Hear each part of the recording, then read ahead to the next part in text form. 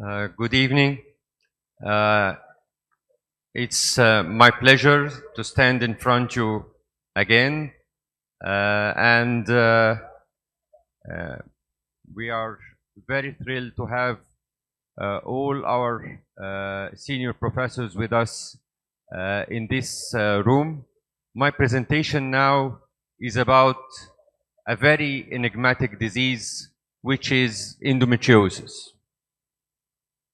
As I mentioned in the previous lecture, that endometriosis is a chronic inflammatory disease characterized by the presence of endometrial-like tissue outside the uterus. In the previous presentation, I focused on the robotic management of endometriosis, and in this presentation, I will focus on the medical treatment of endometriosis. As you know, there are several types of endometriosis: superficial peritoneal endometriosis, ovarian endometrioma, deep infiltrating endometriosis, and distant endometriosis. And as we mentioned, the burden of the disease is vast. It's estimated that about 10% of women in their reproductive age will have endometriosis at some stage of their life. And the prevalence of endometriosis in women with infertility amounts to 30%. And the presence of endometriosis is recorded in up to 70% of the cases with chronic pelvic pain. The common symptoms of endometriosis include diffuse chronic pelvic pain, dysmenorrhea, dyspareunia, and other symptoms include dysuria, dyschezia, lower abdominal or back pain, or GIT upset. Here I will give you some of the cases and presentations of endometriosis to discuss these cases with you. And the first case is 26 years old patient. She has no significant past medical history. She has a regular menstrual cycle, and the patient is presented with severe dysmenorrhea, dyspareunia that began at menarche. Over the years, her symptoms worsened, leading to missed work days and a significant impact on her quality of life. She also reported chronic pelvic pain that persisted throughout the menstrual cycle. At the time of diagnosis, and it's very well known that it takes very long time, up to 10 years, to diagnose endometriosis. After 7 years of symptoms, she underwent a laparoscopy due to the failure of conservative management with NSAIDs and hormonal contraceptives. The laparoscopy confirmed stage 3 endometriosis with multiple lesions on the ovaries and pelvic peritoneum. I want to know what's your opinion, how to manage this case. Yes, I will manage according to the patient complaint. If the patient complain only pain, I will start medical treatment. As she starts non-steroidal, then hormonal treatment. If no improvement, then we'll go to surgery. If the patient complain infertility, go direct to surgery. The patients presented with severe dysmenorrhea and dyspareunia. Yeah. Okay, these are the main complaints of her. So as failed the medical treatment and hormonal treatment, go directly for surgery. Okay.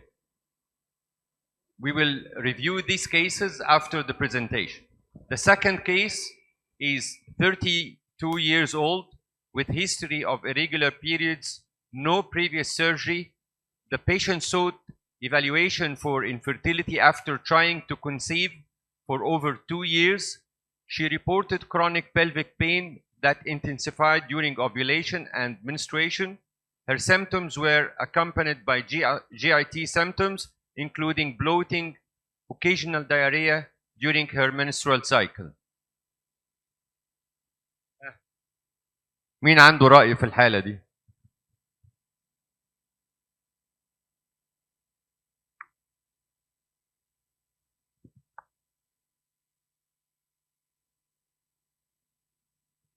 she has symptoms of endometriosis, and she has infertility in the same time. Okay. The third case, she's 29 years old, history of anxiety and depression, no surgical history. She's presented with debilitating pelvic pain, severe dysmenorrhea, GIT symptoms, nausea, constipation, painful bowel movement during menstruation. These symptoms severely affected her daily activity and mental health. حد عنده رأي يا جماعة؟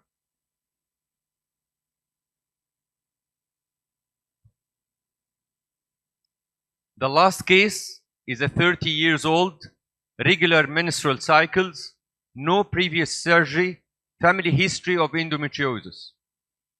The patient presented to fertility clinic after 1 year of unsuccessful attempts to conceive.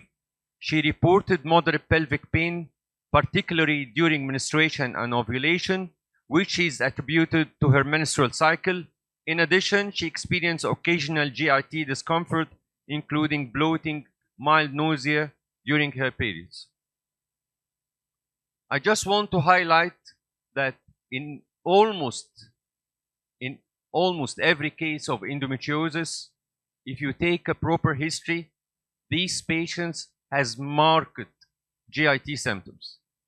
They usually complain of painful bowel movement. They usually complain of bloating. They usually complain of constipation alternating sometimes with diarrhea. And they are usually diagnosed as a spastic colon. They are usually diagnosed as irritable bowel syndrome. Many of them will have colonoscopy.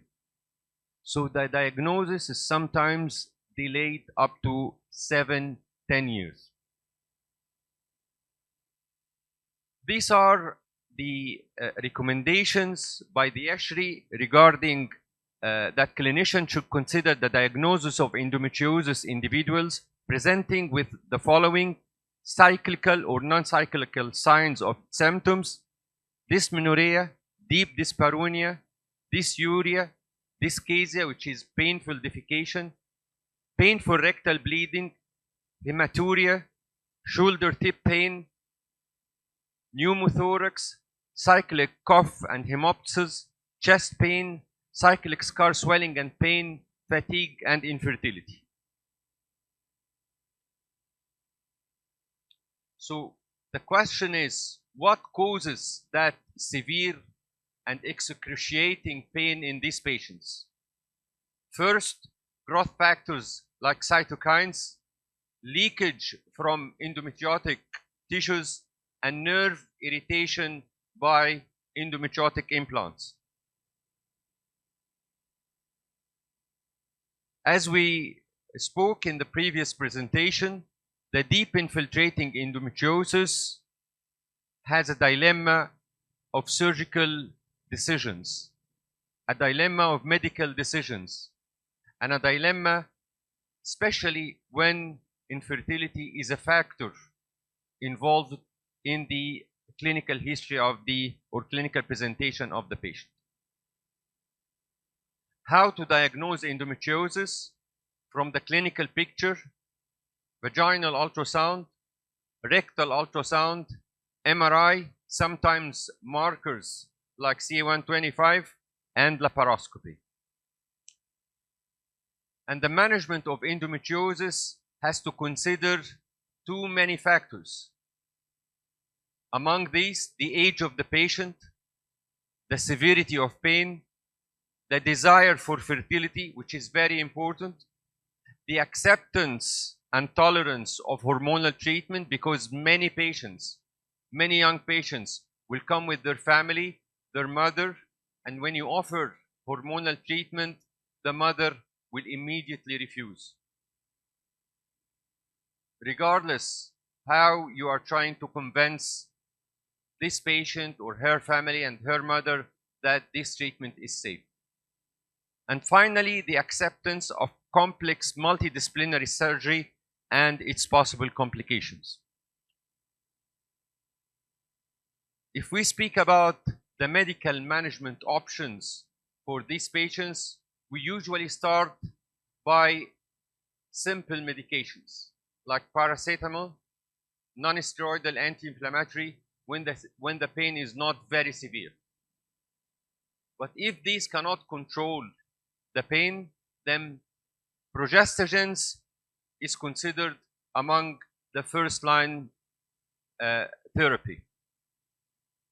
The second line nowadays is the GnRH agonist, the medicated intrauterine devices, and in addition, we can also have aromatase inhibitors in some resistant cases. The ASHRI said that women may be offered NSAIDs or other analgesics either alone or in combination with other treatment to reduce endometriosis associated pain.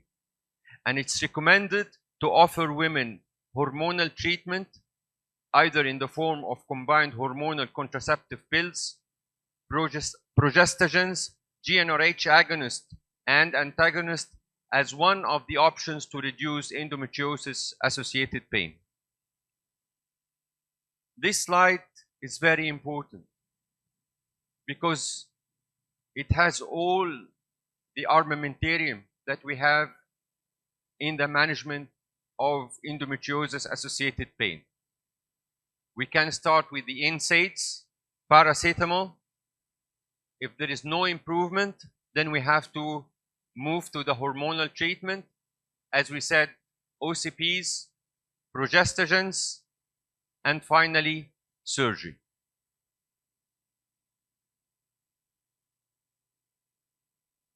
But if infertility is the main issue, or there is a strong desire by the patient, by the couple, to have children, then the hormonal treatment is out of the question.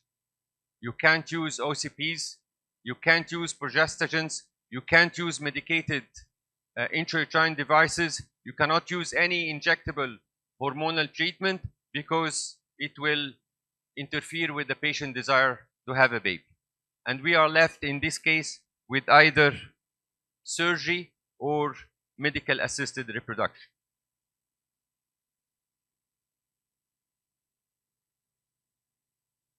There is no permanent cure for endometriosis, and this has to be explained to the patient.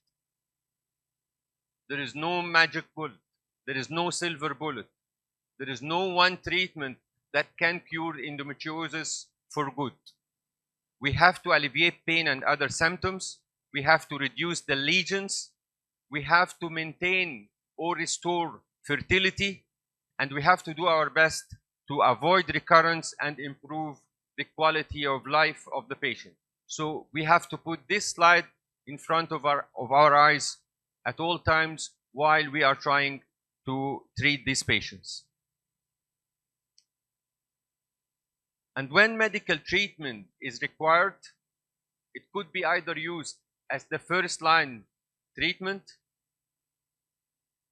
it can be used after surgery to reduce recurrence, because if you do a very proper excision of endometriosis and you give no medical treatment after surgery, there is a very good possibility to have recurrence within the coming 2 or 3 years. And when surgery is not possible or refused, هتلاقوا عيانين كتير جدا جايين لكم حاطين رفض على حاجات معينه في الاوبشنز بتاعت التريت. هتلاقوا الست اللي جايه مع بنتها اللي بتقول لها بنتك عندها 22 سنه عندها اندوميتريوزس، من الافضل انها تاخد يا اما بروجستاجينز داينوجست فور انستنس، او تاخد اورال كونتراسبتيف بيلز. وونس انت بتقول لها الجمله دي هتروح قايله لك ايه؟ بلاش يا دكتور علاج بالهرمونات، مش عايزه هرمونز. او هتسالك سؤال هو ده هرمون؟ هتقول لها اه، تقول لا انا مش عايزه علاج خالص، بلاش هرمون خلاص. يبقى this is a patient choice، مش هتقدر تجبر البيشنت ولا her family to accept a certain type of treatment. وده مشكله الحقيقه، يعني احنا لازم نغير الكونسبت اللي موجود عند العيانين وعند الناس ان الهرمونال تريتمنت از ريكسون من عمل الشيطان. It's not. The hormonal treatment to a very big extent is a very safe choice الحقيقة.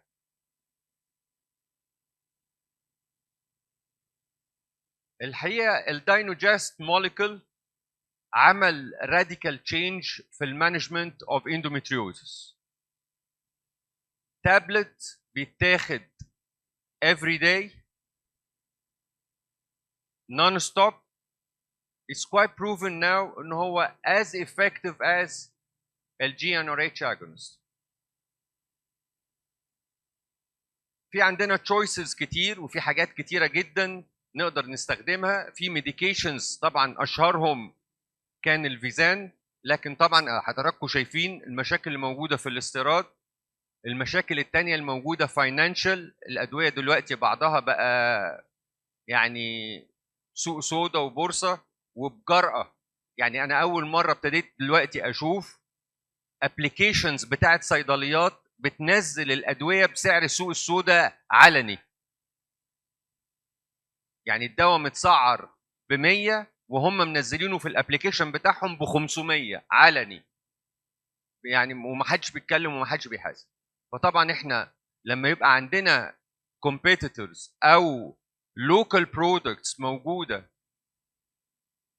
available، وده موضوع برضو حتى اللوكال برودكتس احيانا بتبقى مش موجوده لكن available وسعرها affordable، لازم احنا اوتوماتيكلي لازم نبقى مع اللوكال برودكتس. الحقيقه لما نتكلم على السايد افكتس بتاعت البروجستاجينز لازم نقول حاجتين. There are two main concerns with the Dynogest, with the progesterone only medications. Number one, the abnormal uterine bleeding and spotting, especially in the first 2 or 3 months. And you have to prepare your patient for this side effect, because by time or by increasing the dose, you can overcome this side effect. But the one, in my opinion, which is very difficult to control is the mood swings. In my experience, most of the patients will have blues, agitation, depression, change in their sexual desire. And we cannot deny this. Weight gain and amenorrhea. Amenorrhea, I think, in my opinion, is a good thing in cases of endometriosis. We all know how GnRH works. It initially stimulates the FSH and LH release, but then it causes down regulation of the GnRH receptors and it causes a pseudomenopause with its side effects. These patients will have hot flushes. On prolonged use, they can have osteoporosis. And it has to be combined with an add-back therapy to alleviate the symptoms of pseudomenopause. And we have to add calcium and vitamin D, in addition to the fact that they are expensive. The surgical treatment, I am putting this slide just to say there is no role for laparotomy in endometriosis. If you do a laparotomy for cases of endometriosis, you are hurting your patient. You are not helping her. The main role is either laparoscopic or robotic. We want to do a complete resection of endometriosis. We have to manage endometrioma either by ovarian cystectomy or sclerotherapy or argon plasma coagulation. Lysis of adhesions, uterosacral nerve ablation is not effective. Presectoral neurectomy is not well proven, and sometimes you have to do appendectomy if the appendix is involved Sometimes we have to do hysterectomy and bilateral salpingo-oophorectomy. I will not repeat the videos that we have shown before.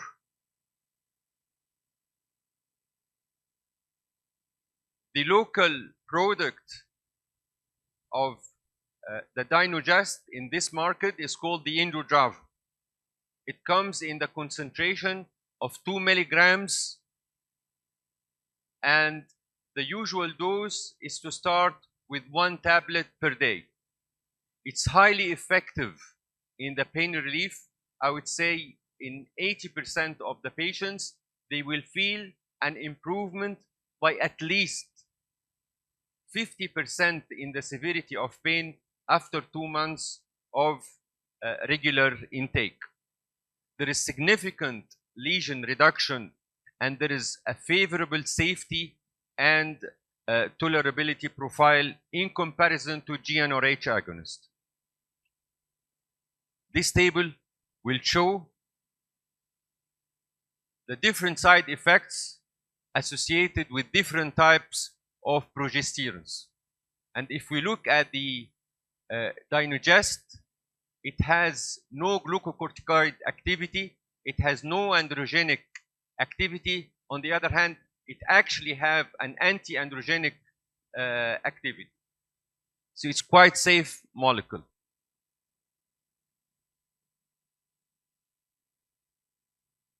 And this is the effect of lesion of the Dynogest, 2 milligrams and 4 milligrams over time, 24 weeks of treatment, and the improvement is almost the same whether you use 2 milligrams or 4 milligrams. And in my opinion, you only use 4 milligrams, double the usual dose, where there is an abnormal, persistent uterine bleeding. This is the main indication. And this is another comparison between the 2 milligrams and the 4 milligrams regarding the dyspareunia, the diffuse pelvic pain, the dysmenorrhea, and the premenstrual pain. In the vast majority of the cases, 2 milligrams are enough.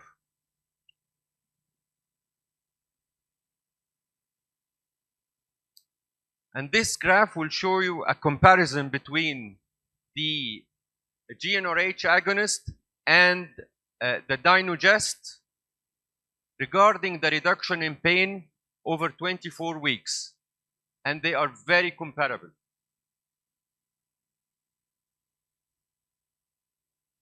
And this graph will show you that with the Dynogest, there is no significant change in the level of estrogen in comparison to the GnRH agonist. And of course, the change in the bone mineral density is markedly affected with the GnRH agonist, while it's not affected with the Dynogest. Another graph showing the impact of medication on hot flushes. It's very marked with the GnRH agonist in comparison to the Dynogest. So the conclusion, the efficacy of Dynogest is equivalent to GnRH agonist. The safety profile of Dynogest is superior to that of GnRH agonist. There is less impact on the estradiol level. There is no increase in hot flushes and lower incidence of other hypoestrogenic effects. There is a stable bone mineral density, and there is decrease in frequency of bleeding events over time, suggested a reduction in the impact of Dynogest on bleeding profile over long term. And if the abnormal bleeding is persistent, you can increase the dose to 4 milligrams.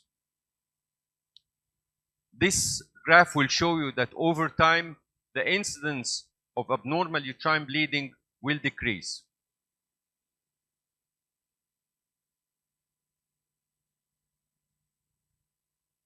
Conclusions. Conclusion 1, Dynogest 2 milligram has been developed specifically for the treatment of endometriosis through a comprehensive study program.